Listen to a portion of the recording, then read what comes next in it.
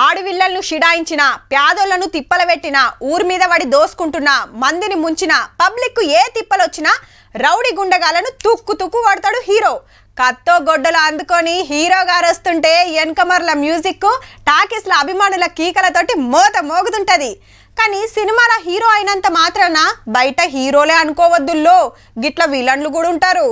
అద్దుపద్దు లేకుండా అభిమానం పెంచుకుంటే అడ్రస్సే లేకుండా చేసిన హీరో కథ ఇది. ఈసారి కన్నడ హీరో దర్శన్. ఫ్యాన్స్ అంతా ఛాలెంజింగ్ స్టార్ అంటారు ముద్దుగా. పెండ్లయ్యో బిడ్డుండగా ఫ్యాషన్ డిజైనర్ పవిత్ర తోటి 10 ఏళ్ల నుంచి కలిసి ఉంటుండు.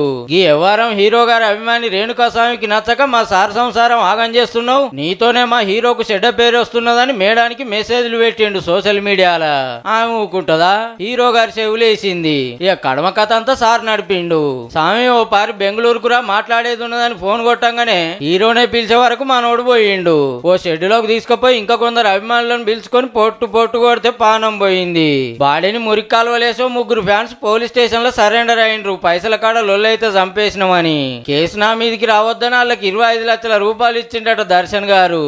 మనోళ్ళు ఎంత తెలివి కల్లోళ్ళు అంటే డెడ్ బాడీ వారేసింది అమ్మగారి ఇంటి దగ్గరనే.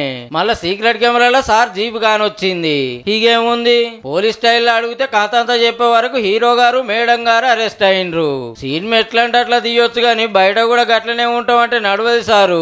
అయినా దేడిది మాకు ఫ్యాన్స్ కూడా అనాలి. వాళ్ళు ఎట్లా బతుకుతే మీకెందుల్లా, మీ బతికేదో మీరు బతికేదానికి. టాకీస్ లో సినిమా చూసి సపాట్లు కొట్టాలి గాని వాళ్ళ కోసం మీ జిందగీ ఎందుకు ఖరాబ్ చేసుకుంటారా నాయన.